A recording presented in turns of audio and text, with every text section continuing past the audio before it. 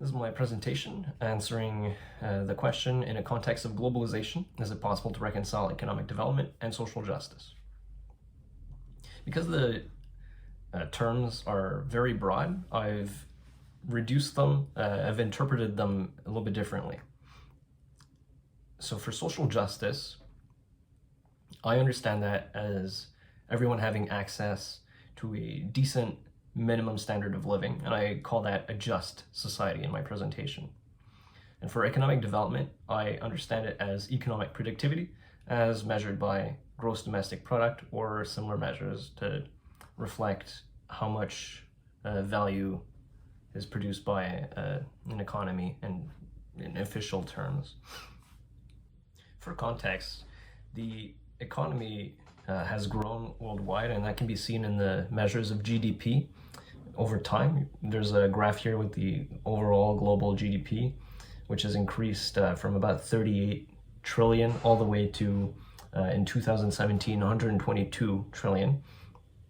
And accompanying this, the rate of poverty has declined over time.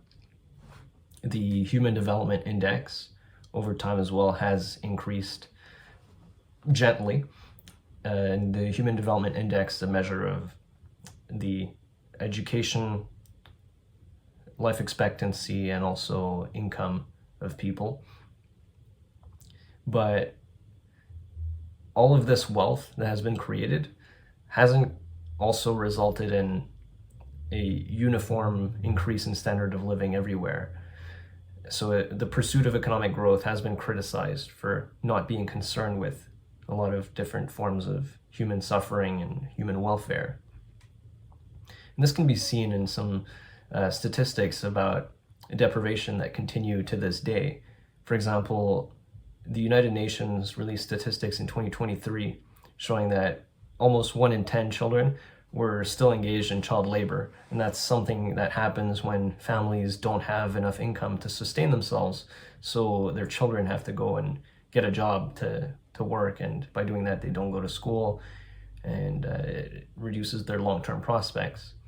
There's also things that affect developed countries, like in Canada. Even in 2022, Statistics Canada did surveys, and they showed that up to 18% of Canadians suffered from food insecurity. So it's clear that all of that wealth created by economic growth hasn't completely eradicated a lot of different forms of deprivation. In this context, government action is needed to redistribute resources to ensure that everyone's able to reach a minimum standard of living. But the government already does this, it's just not enough. And it's also unfair to dismiss economic growth because it plays a big role in providing the resources necessary for the redistribution. Then, for this presentation, I'm interested in discussing about the relationship between economic productivity and a just society. And I find that there's reciprocity between the two, but there's also tension, because economic productivity doesn't guarantee a just society, yet it provides the resources necessary to make it happen. And on the other hand, a just society is the reason that anyone should care about increasing economic productivity, but it might not be possible to include in the budget in a case when resources are scarce.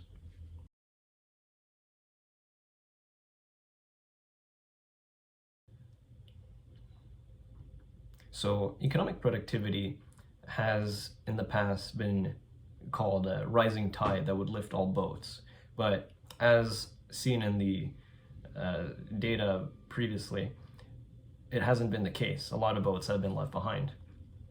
So the pursuit of economic productivity has been criticized a lot because it hasn't materialized those promises.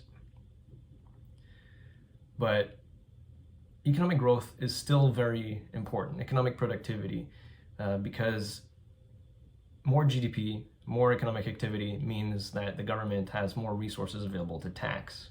And also, the growth aspect means that there's a positive sum economy where redistribution can occur without making the rich feel defensive. So this is to say economic productivity still plays a very important role, if only as a means to fund a more just society. And a just society isn't always going to be costing money. It's possible that a just society could be contributing to economic productivity. And as an example, poverty can be unprofitable when people have to spend all their resources on subsistence, where they're not able to invest in their health, their businesses, or their earning prospects. It can create a cycle of poverty where people stay poor from generation to generation because they can't afford to do anything more than just subsistence. An example of really profitable social welfare is investment in childhood welfare and education, because it helps to increase their future earning potential. Expenditure on childhood welfare and education can have an extremely high return on productivity. For example, I found a study of the return on investment for Californian preschool public funding, and it found a return of 11.2% over 60 years, which is extremely high. It's comparable to stock market returns for the US S&P 500. And these returns, they are constituted by more tax revenue for the state and for the federal government, as well as more individual income, less need for other welfare programs, and there are also many other less tangible benefits which could lead to improvements like better life choices and also better quality of life for the caregivers, like the parents. With that being said, not every social welfare program will have a positive rate of return. In this graph, it's the benefit cost ratio of 133 social welfare programs in the United States by the age of beneficiaries, and it's very clear that the rate of return is very high prior to people in their 20s, and it tends to trend around a 1-to-1 ratio later on. And that's the benefit cost ratio over the lifetime, so it can take a long time to pay itself back. And there's a lot of reasons for this. It could be because of greater challenges, so more money is required to make a person be able to be productive, or they just have a lower capacity, such as in the case of disabled persons, or they have a shorter remaining working lifetime, as in the case of older adults or the elderly. And these programs cost money, which the government might not be able to afford. So here I did research to find out how much social welfare programs would cost in developing countries. And I found estimates that to provide a poverty line equivalent cash transfer to persons above 65 would cost 0.1 to 2% of GDP. And for severely disabled person, that same poverty line equivalent cash transfer would cost between 0.1 to 3.9% of GDP. To understand how much that really is, we have to compare it to total government expenditure. And it's believed that developing countries spend between 15 and 30% equivalent of their GDP. So it makes these numbers relatively high for just social welfare, especially because they don't produce anything. Granted, they can be scaled up or down depending on the country's availability of resources at the time. But most countries don't have excess resources to spend. Most countries are already in debt because they need to borrow money to cover their current expenses. Borrowing money costs money because countries have to attract creditors, and the less trustworthy they appear, the more difficult and the more expensive it will be to do that. So on this chart, I have average bond yields for areas of the world, and you can see that in Asia, Latin America, and Africa, the bonds have to have to be a lot more lucrative to be able to attract creditors. And this interest rate is a big problem because in a lot of countries, they pay more interest than they pay to invest in healthcare or even education. And it's not just a problem in developing countries, because even developed countries can have this issue. I was surprised to find that the United Kingdom in 2023 paid an equivalent of 4.9% of GDP just on interest, which is absolutely incredible. So I talk about debt because it shows that most countries don't have spare capacity to invest in additional social services. And there's nothing wrong with debt in and of itself, but it has to be used to increase productive capacity. If not, then it becomes unsustainable if the interest rate is greater than the rate of GDP growth, for instance.